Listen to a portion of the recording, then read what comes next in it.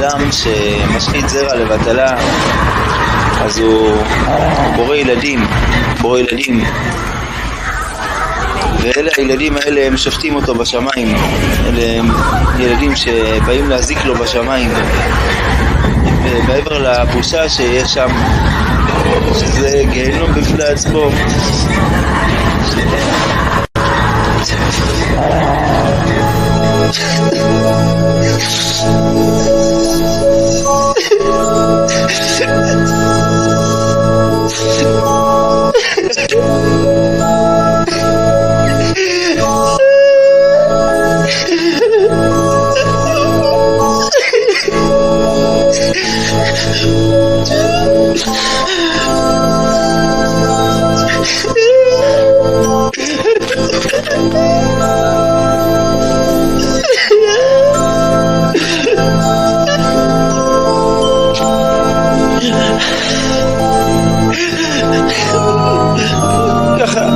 ככה אני מתבייש.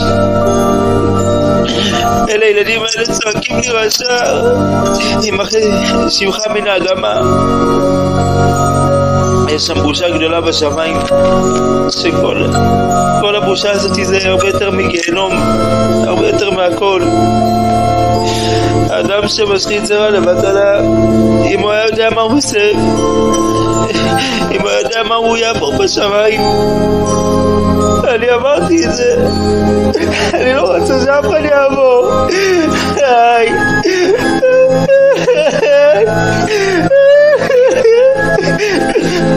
אם האדם יודע מה הוא הולך לעבור, זה אחד הדברים הקשים ביותר שיש בשמיים. ואנחנו משחיתים, מוציאים זרע בטלה, ועושים מה שרוצים. על מה שאנחנו הולכים לעבור בשמיים, זה רק מי שעבר, מי שהיה שם יודע. שמיים עדים שלי, זה מה שאנחנו הולכים לעבור.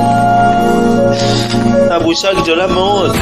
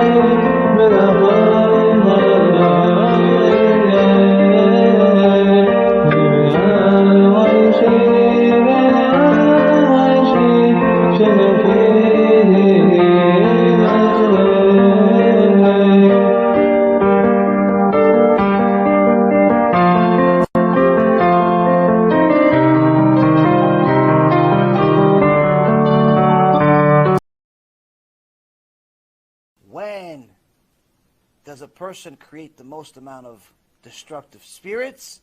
Now, every time somebody creates a sin, he's creating a destructive spirit. But there's one type of sin that creates an enormous amount of destructive spirits, and that is, Rabotai, wasting seed. When a man wastes seed, he's creating hundreds of millions of destructive spirits. Hundreds and hundreds of millions of them. Each one of those seeds is a destructive spirit that's sitting, standing right next to him, looking for an opportunity to punish him for it. Why? He says, Abba, how come you didn't give me a body? Abba, where's my body? Abba, my body. Hey, oh, what? And then Abba has a kid. with the body. What does he want to do? He wants to hurt the kid now. Why? He's jealous of the kid. This is why until this day in Yerushalayim, there's a law. The children are not allowed to go into the cemetery with their father. When their father dies, Hashem Menachem, they're not allowed to bring their father's tomb into the cemetery. Why? Those destructive spirits may kill them. This is mamash a law. This is not like, oh yeah, some people. No, mamash, not allowed. Why? It's 100% real. Also, you should know, this is the reason why when you go and have an aliyah in Bet Knesset, you have an aliyah in Bet Knesset, and they tell you, a Betzalel ben, you say, Amos ben, Yaron ben, and we always say usually, the mom. Why the mom? Why? Father's no good? What's wrong with the father? Why? Father's no good? Father's tzaddik. What's wrong with the father? It says if the father is still alive, there's a chashash, meaning there's a doubt, maybe he wasted seed. So he has no merit yet. Until he does tshuva, we have to use the mom because she didn't waste any seed. That's what we use the mom. That's what we use the mom. We only use the father after he passes. That's the reason. Why? Those destructive spirits, mamash, are next to us. They're next to us. Yes? Ken? Yes and no. The difference between someone that wastes seed on purpose versus someone that wastes seed in a dream is the level of punishment. When it's when it's on purpose, then it's called mezid. Mezid meaning it's a purposeful sin, and for that, if a person dies without doing tshuva, as we talked about in our shiur in Gehenom, they enter Gehenom and never leave. Now, and yeah, it's one of the 3 worst possible sins in all of Judaism and the entire Torah, and it's very, very serious sin, and people must do tshuva. In reality, every single man must take this into their account and do tshuva for it separately from everything else. It's not a regular tshuva, which I'll talk about momentarily.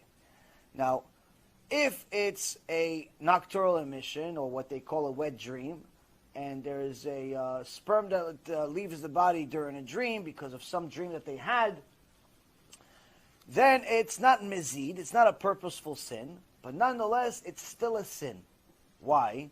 The Gemara in Masechet Avodah Zarah says, watch your eyes in the morning, so sin doesn't come to you at night. What does it mean, sin doesn't come to you at night? Only reason why you have wet dreams is because you don't watch your eyes during the day.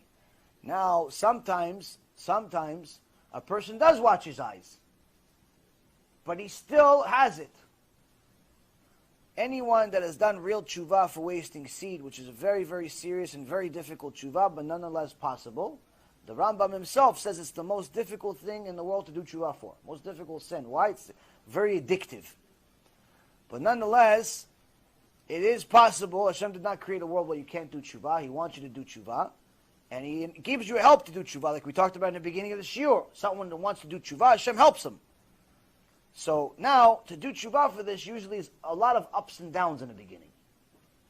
So a person will stop, and for a month, or a week, or a day, whatever he stops for, and then he goes back, he does it again. And then he stops again for a month, and then again. And then he goes a little longer the next time, it's 3 months, and then again. Or even if he stops completely after a while, and then 6 months he breaks.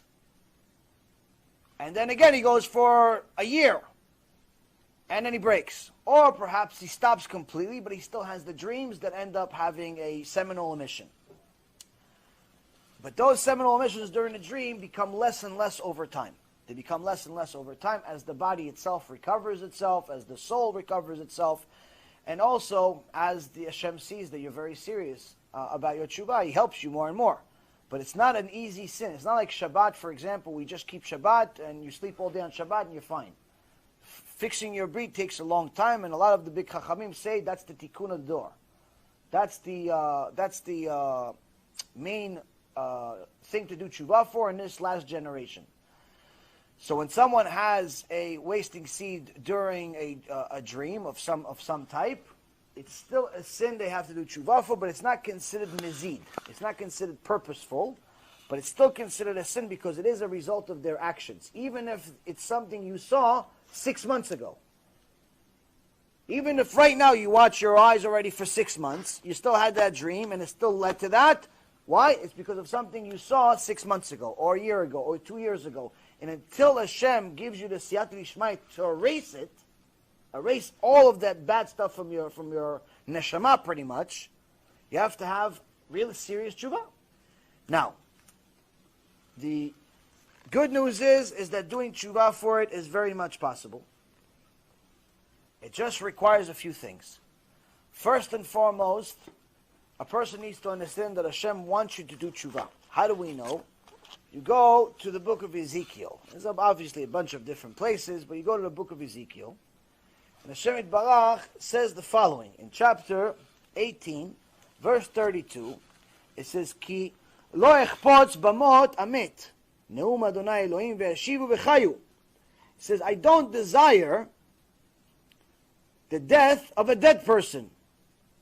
Says Hashem Elokim, do tshuva, return yourselves, and you'll live. Do tshuva, and you'll live. First of all, we have the explanation of this verse. What does it mean, I don't want the death of a dead person? How does a dead person die? And second of all, what does returning have to do with living? So Rabotai Yekarim, the Mefarshim say the following. It says, when Hashem says, I don't want the death of a dead person, He's telling you that when someone is sinning on a regular basis, someone is leading a wicked life, and is not doing the will of Hashem, in the eyes of Hashem, he's considered dead. So Reshaim, even during their lives, are considered dead.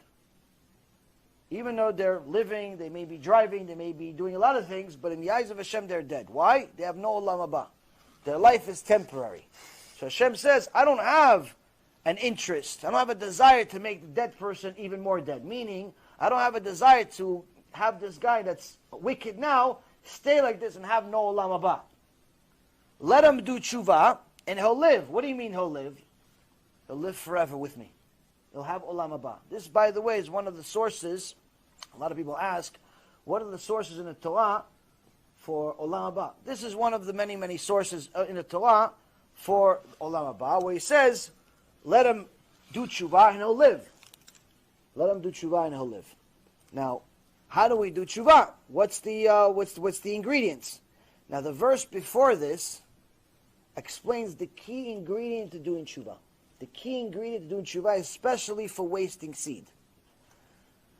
Now, when you arrive in Shemaim and you tell them, listen, I did tshuva, I kept Shabbat, kosher, talat mishpacha, everything was good, I watched my bleed. Like, yes, you did all of that, but you have Shabbat missing for 5 years. You didn't keep Shabbat for 5 years. Or you didn't, before you did tshuva. Or you didn't keep Shabbat for 20 years. Or you didn't watch your breed for 20 years. So you have to make that up. So first and foremost, to do tshuva, you have to do a few things. Number one, stop sinning. Simple enough, stop. Simple to understand. 2, regret the sin. Talk to Hashem, say Hashem, listen, I know what I did was wrong. I'm sorry. How many times? As long as you still feel pain from it. If you feel that what you did was wrong, keep saying, I'm sorry. This is what Idbodedut, for example, is supposed to be really about. It's not just supposed to be about asking Hashem for millions of dollars. For people that like to do Idbodedut, for example, Rabbi Nachman Breslev, and others that talk about Idbodedut, in reality, it's not just about asking for stuff. Hashem is not Santa Claus. It's about doing tshuva. Chatanu avinu pashanu. If you say, I'm sorry, you're opening the gates of heaven. Why? You're showing Hashem that it's good for Him to give you. Why? You're doing tshuva. He wants to give you more than anyone else. So doing tshuva is the second thing, is saying, I'm sorry. Now, how do you make up for that lost time before tshuva? The other verse gives you the exact secret. Again, book of Ezekiel, this is chapter 18, starts with verse 30. Neum Adonai Elohim shuvu ve'ashivu mikol pish'echem ve'lo yeh lechem lemichshol avon השליכו מעליכם את כל פשעיכם אשר פשעתם בם, ועשו לכם לב חדש ורוח חדשה. ולמה תמותו בית ישראל? The word of Hashem says, return and bring others back from all your transgressions, so that they not be for you an obstacle of iniquity. Cast off upon yourselves all the transgressions through which you have transgressed, and make for yourselves a new heart and a new spirit. Why should you die, O house of Israel? So at the end of the verse, he's telling you, I don't want you to die. Why should you just die like this, without doing tshuva? Do tshuva. But how do I do tshuva? You do tshuva and bring the others with you. Meaning, do kiruv. You have to do kiruv in order to do tshuva. You must. Why? He says it right here.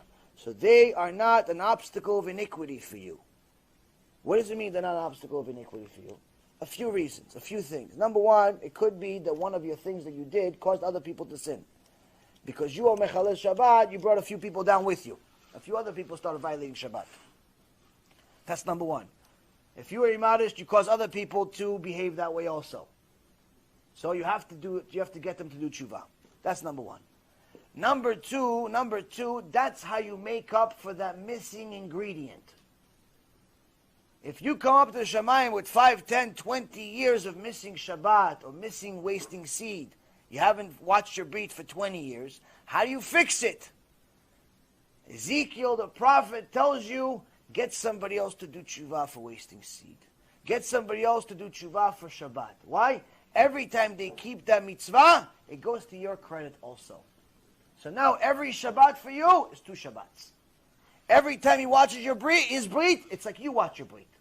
If he was to do it 5 times a day like a machine, now it's like you watch your breed 5 times. That means that instead of having a deficit of 5, 10, or 20 years that you missed out yourself because you didn't do tshuva, you show up to Shamayim with a surplus. All the extra mitzvot that you have.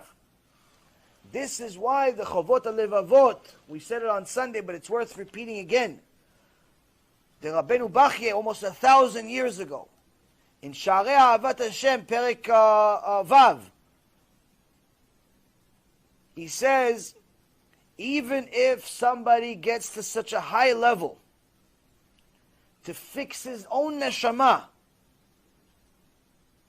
in front of his Creator, and even if he's even gone to the point where he's fixed it so well that he looks like an angel, he looks like the prophet Moshe Rabbeinu, in his midot, atovot, in his good midot, in his good behavior, and how much he sacrifices himself in front of Hashem Yitbarach, and he has this pure love for Hashem, even if someone has fixed himself to that extent, he became a little mini Moshe Rabbeinu. She became a little Sarah Imenu. The Chovot HaLevavot says, even though his marriage will never be like someone who gets other people to come back to Hashem, will never be like someone who makes the wicked go back and serve Hashem. Never, not a maybe, never, never. You could learn Torah, you go on a kollel, learn from morning to night, and somehow invent 48 hours in a day. Chovot HaLevavot says, it's still, even you got to Moshe Rabbeinu, still not going to be like someone that gets people to do tshuva. Now, getting people to do tshuva does not mean me. Does not mean just a speaker. It also means someone that gives a CD out. It also means that someone that gives $1 to buy the CD. It also gets someone that arranges a lecture. You get 25, 50, 500, 1,000, 200 people show up to a lecture. Somebody does tshuva, ashrecha ve'ashrecha kecha. You get people who do tshuva, there's nobody better than you in the world. There's nothing you can do greater than this. Now, who is this Chovot HaLevavot? Rabbi Yosef Karo, alav hashalom, who wrote the Shulchan Aruch. He had a book separate from the Shulchan Aruch called Magid Yesharim, which was his journal of the conversations between him and the Malach, which was his chavruta. He had an angel that was his chavruta, and the angel told him to study Musar every day. What Musar? Study Chovot HaLevavot.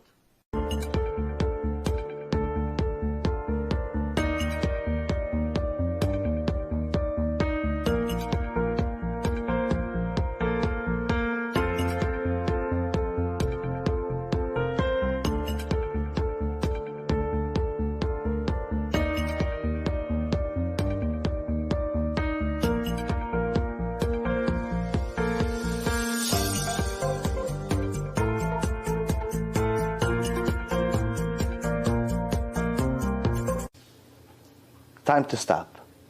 How do we stop? Why stop? Aside from being scared to death. How do you do tshuva for something like this? So a few things. First and foremost, tshuva is you have to stop immediately. You cannot continue the sin one more time. Someone starts, they don't do it for a week, 2 weeks, 3 weeks, 4 weeks, they fail. Is to make sure that you have to protect your eyes, because if you don't protect your eyes, if you keep watching movies, you keep looking at these magazines, you keep watching stupid videos on the internet, you do all of that stuff, you're bringing Gehenom into your life. There's no way to avoid it. There's no way to avoid it. You watch, you know how the Israelis call it, shotef ta'inaim. You wash your eyes with looking at other women, you're bringing Gehenom to your life. Even if you want to stop doing it yourself, it's going to happen to you at night. What you have to do is you have to start looking at the floor. You can't walk around looking at every, one of these puppets that, it shakes their head. You buy at the baseball games. You have to start watching your eyes. Yeah, it died again. It's okay. The phone's recording. Let's see how long that lasts. Satan doesn't want to see you online. Doing tshuva for something like this, this is something that could save a lot of people. Doing tshuva, you have to first start with watching your eyes. Second of all, you have to start practicing not touching at all. Limit it as much as you can. I know, normally, it's tough for a guy and so on. You have to do whatever you can. Whatever you can. Especially if you're single. If you're married, Baruch Hashem, you have your wife. If you're single, if there was a way to not go to the bathroom, I tell you don't go to the bathroom. Because when you're single, it's almost impossible. The third thing is, if you're single, you have to find yourself a wife. Stop being one of these losers that's 40 years old, still looking for the perfect woman. Find a wife, be a normal person, don't worry about it. You'll be, you'll develop love over time. I'm serious. There's a bunch of guys that I went to school with. They're in their 40s and 45. They're still looking for the perfect one. Where they're looking for in clubs. No, I couldn't find the perfect one. I thought I had it. When? 20 years ago. Okay, what about now? You're 45 years old. What are you waiting for? Find a woman, settle down, get a wife. That's it. She doesn't have to be, the number one person on earth. Just find somebody, settle down. You'll develop love over time. If you guys have something in common, if you could tolerate each other, if you could have connection, you have chemistry, that's it. It doesn't have to be a Marilyn Monroe and one of these other, Brad Pitt or something. These are just normal people. Build a family, build a future.